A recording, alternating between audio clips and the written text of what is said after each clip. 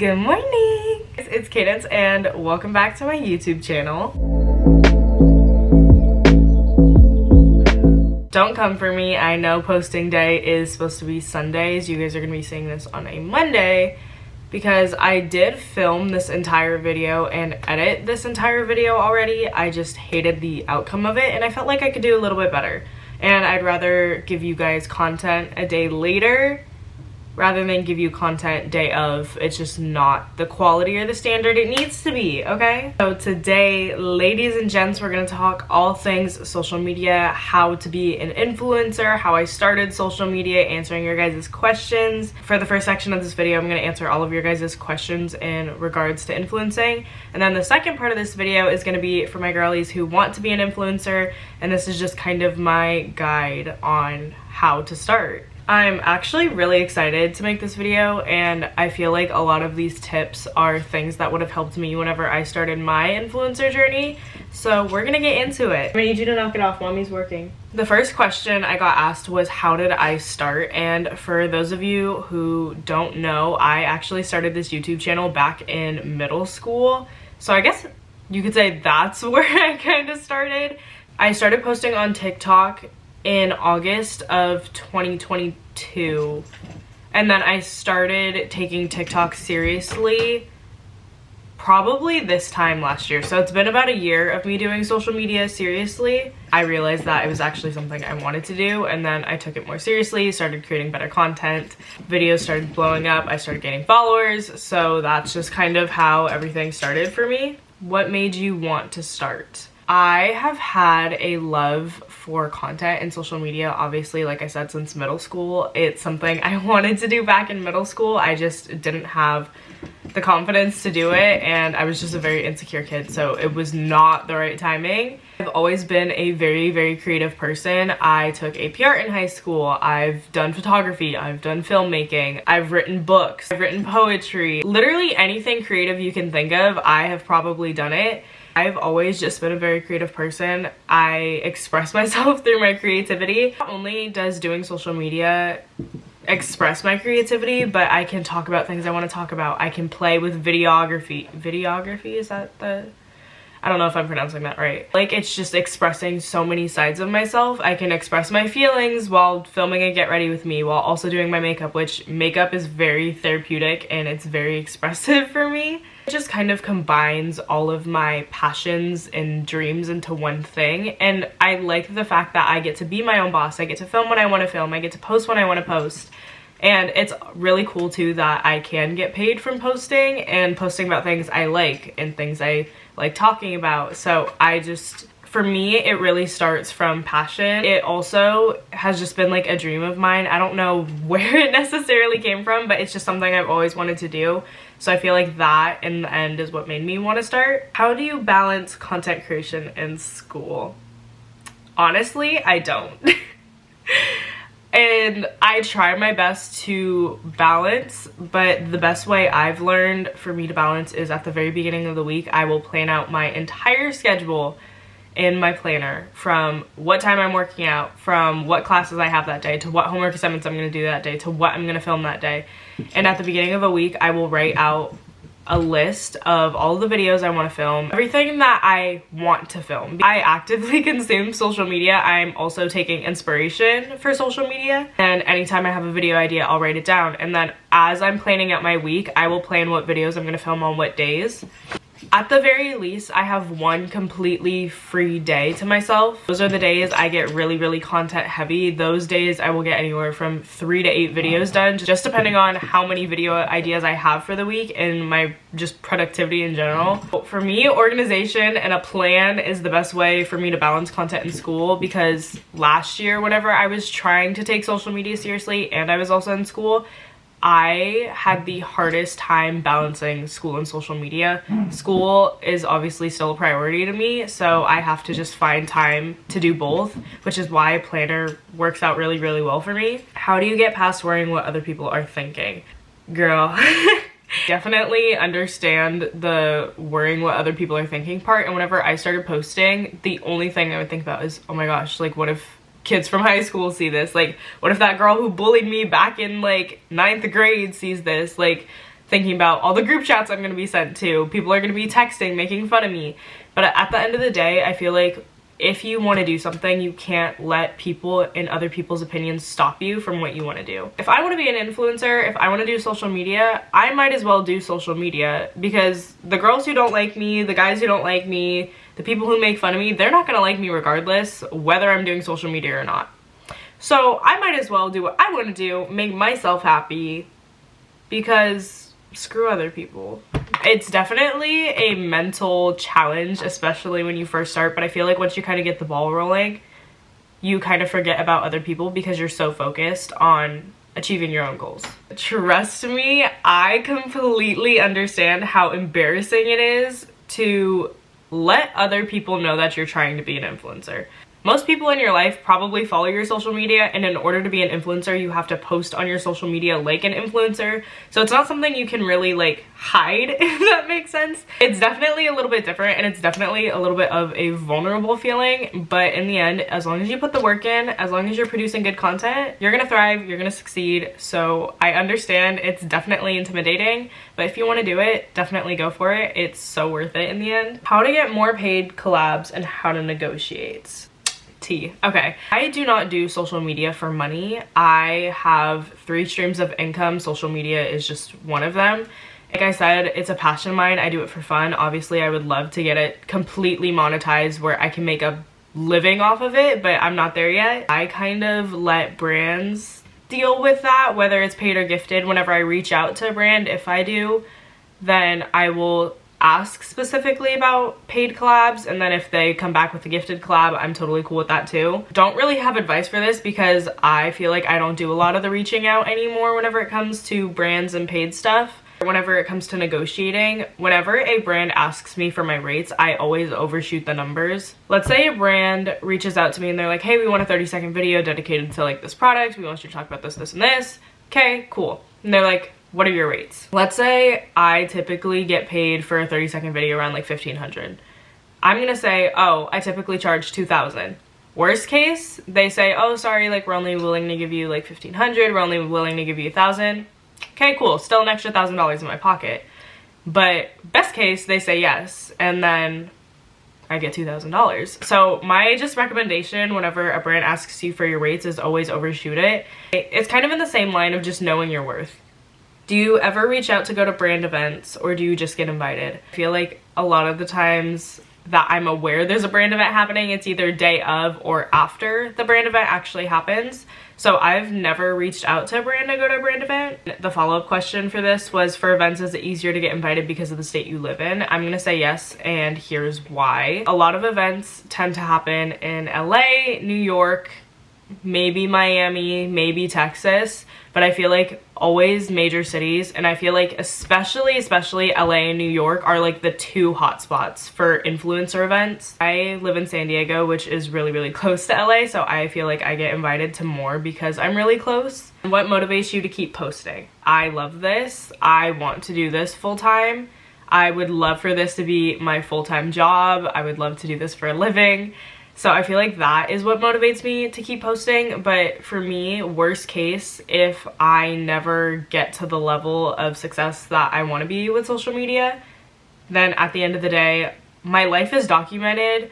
I love posting about my life. So whether that's for my future kids to see, whether it's for me and for the memories. We're gonna get into part 2 of this video, how to be an influencer, my little guide for beginners. It is all a mindset. Believe that you can act like an influencer. Accept that you are an influencer. That's something I'm still struggling to do. Up until very recently, it was like, yeah, I'm an influencer. Like, no, accept that you are and believe that you are. This is something I have felt called to do for such a long time, and I genuinely believe that God puts dreams, passions, desires in us for a reason.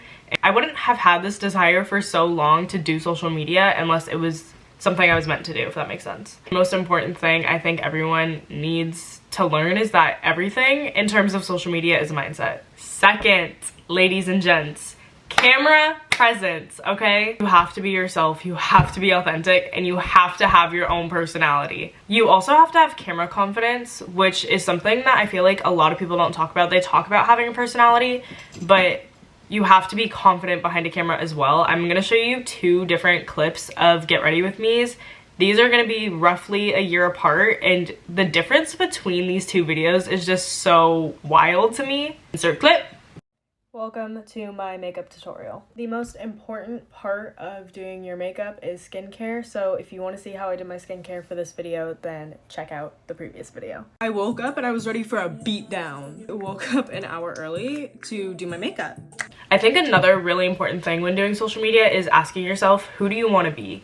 I'm not saying make up a personality, I'm not saying make up a fake persona. Who you present to the camera and what you present to the camera is what people are gonna want to see more of. For example, Monet, I feel like, is a very bubbly, very artistic individual, and that's what people expect to see from her.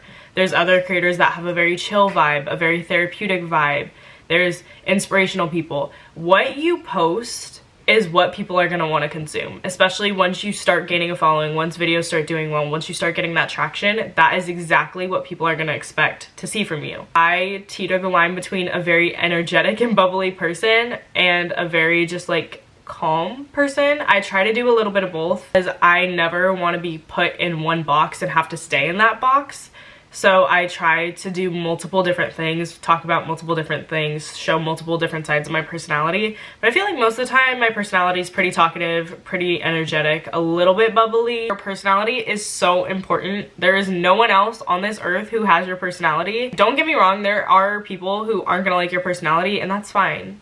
There are also gonna be so many people who relate to you and relate to your personality. So be yourself, have your own personality.